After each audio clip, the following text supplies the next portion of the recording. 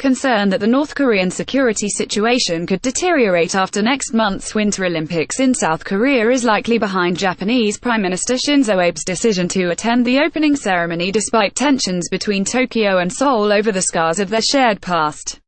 Even as Japan welcomes North Korea's participation in the celebration of peace in Pyeongchang, it is making contingency plans for possible conflicts on the Korean Peninsula.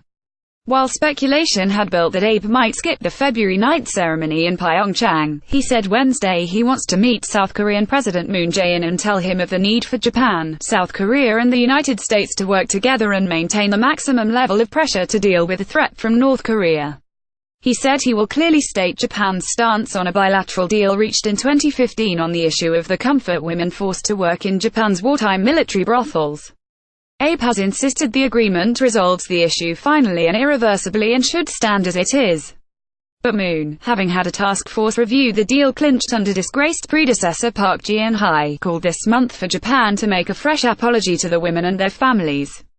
Under the deal, Japan paid 1 billion yen $9.1 million to a South Korean foundation set up to support former comfort women, while South Korea said it will strive to solve the issue of a statue symbolizing comfort women in front of the Japanese embassy in Seoul that Japan once relocated. At the time, Abe also expressed his most sincere apologies and remorse to the victims. Amid a reconciliatory mood between the two Koreas, Abe is eager to urge Moon to stay on board with the idea of strengthening pressure on the North rather than encouraging dialogue that could let the isolated state be acknowledged as a nuclear power.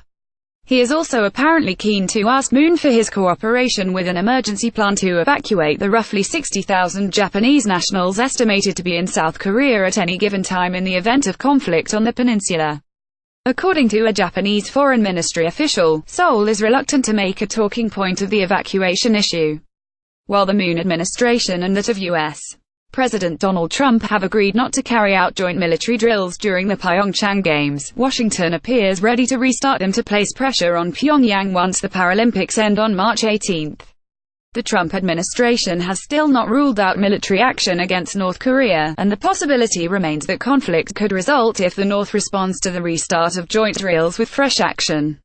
With the South Korean public harboring antipathy toward the Japanese self-defense forces, Japan has so far been unable to get advance permission from South Korea for maritime self-defense force ships to go to shore to pick up fleeing Japanese in the event of conflict.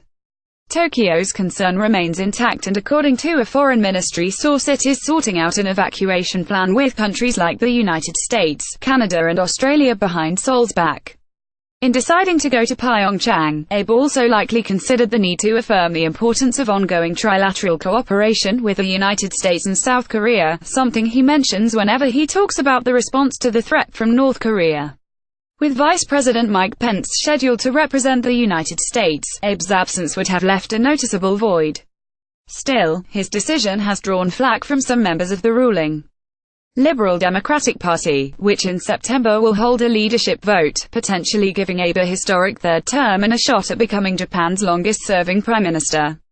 Abe is thought to have a safe path to victory in September as long as he secures the support of intra-party factions that pay close attention to relations with South Korea and China.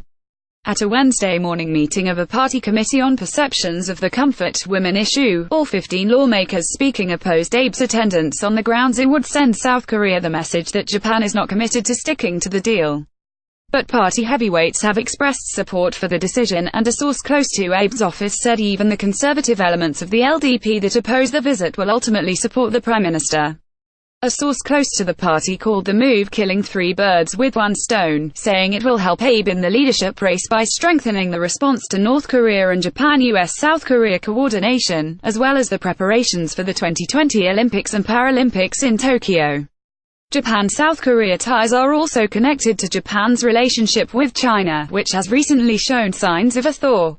While Abe has expressed hopes of realizing reciprocal visits by leaders of Japan and China this year, ending a decade-long hiatus, foreign ministry officials have said the first step is hosting in Japan a long-delayed trilateral summit between Abe, Moon and Chinese Premier Li Keqiang. Moon's cooperation is crucial in realizing that meeting, but it remains to be seen whether the gulf between Japan and South Korea on the comfort women issue is set to widen further. Copyright KYODO.